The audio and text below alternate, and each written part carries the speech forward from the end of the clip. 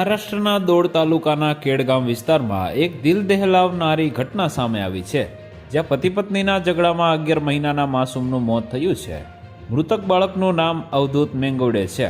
આ ઘટના ગુરુવારે બની છે, જેનાથી સમગ્ર પરિવારમાં શોક આક્રોશનું વાતાવરણ બન્યું છે. સચિન મેંગવડે અને તેની પત્ની પલ્લવી વચ્ચે કોઈ નાની વાતને લઈ ઝઘડો થયો હતો. આ દરમિયાન પલ્લવી ગુસ્સે થઈ ગઈ અને તેણે તેના પતિ પર ત્રિશૂલથી હુમલો કરવાનો પ્રયાસ કર્યો હતો, પરંતુ ત્રિશૂલ 11 મહિનાના અવધૂતના માથામાં વાગ્યું, જે નજીકના ઊભેલી તેની ભાભીના ખોળામાં જ હતો. આ અકસ્માતમાં બાળકનું ઘટના સ્થળે જ મૃત્યુ થયું છે. બાળકને તાત્કાલિક હોસ્પિટલમાં લઈ જવામાં આવ્યો હતો, પરંતુ ડોક્ટરોએ તેને મૃત જાહેર કર્યો. આ અકસ્માતની જાણ થતાં યેવત પોલીસ સ્ટેશનના ઇન્સ્પેક્ટર નારાયણ દેશમુખ તેમની ટીમ સાથે ઘટના સ્થળે પહોંચ્યા હતા. પોલીસે આરોપી પલ્લવી અને તેના પતિ સચિનને કસ્ટડીમાં લઈ આગળની તપાસ શરૂ કરી છે.